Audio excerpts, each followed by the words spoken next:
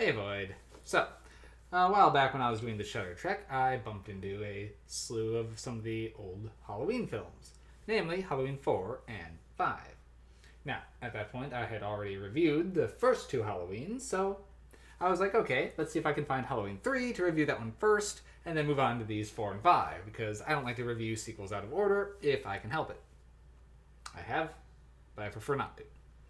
Well, I couldn't find it. Halloween 3 was not streaming on any of the platforms that I had access to at that time. And, well, I just kind of, that was that, moved on to Halloween 4 and 5 because Halloween 3 is the outlier in the series anyway. Well, a little while ago, well, a long time ago now, but I came across a Halloween collection, which has pretty much everything from the OG Halloween through Resurrection, and the two Rob Zombie Halloween films as well. So I've got quite a bit of Halloween now. I mean, I already had several of these films. I had Halloween 1 and 2, a bargain store version of Halloween 6, and then I think Halloween 4. And then I had the Rob Zombie ones.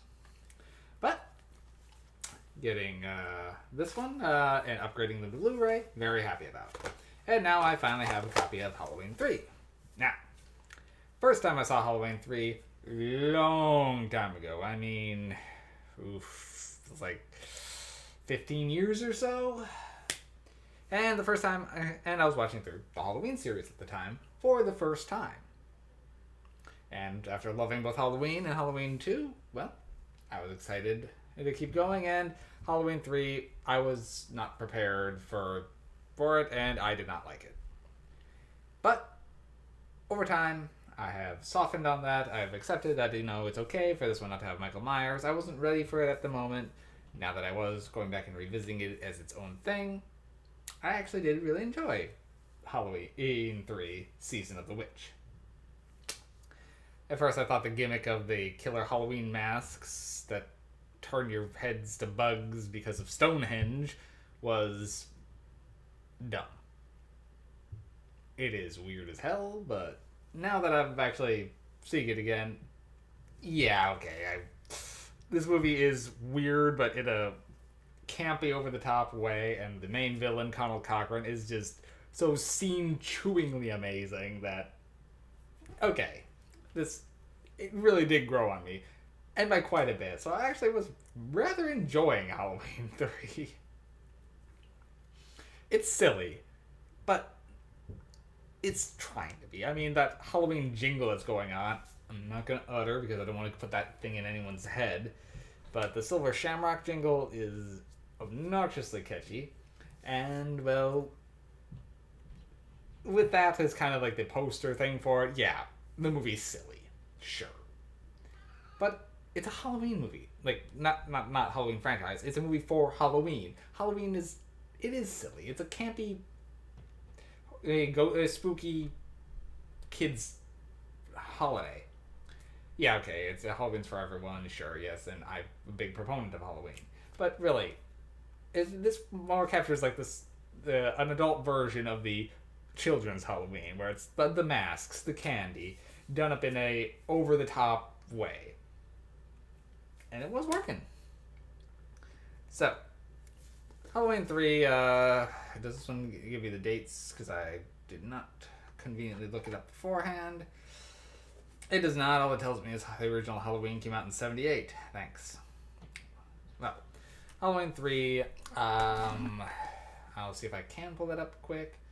But also, the lead in this one is, he does a really good job of being kind of the straight man, yet turned action hero while trying to find out what's going on, and at the same time realize that, oh, my kids now might be in trouble because of these stupid masks.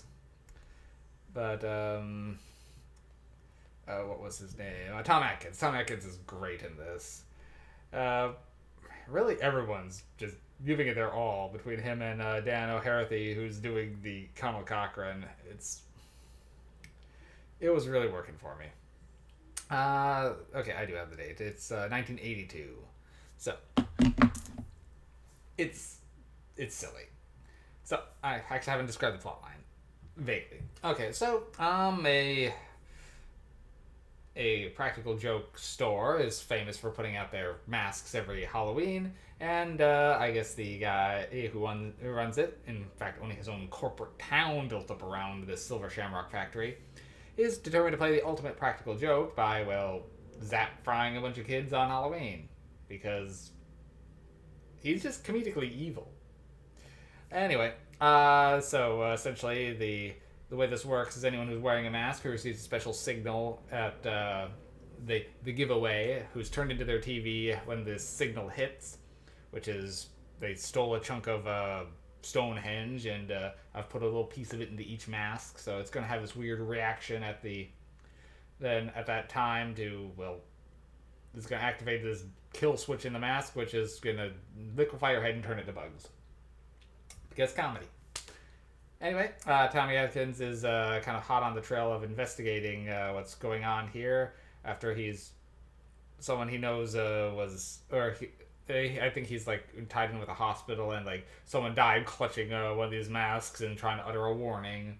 And as he goes, just out of curiosity, he's heading that way, and then meets someone whose father disappeared in relation to these masks. So they kind of form a duo trying to break in and investigate the Silver Shamrock factory and determine what secrets lie within.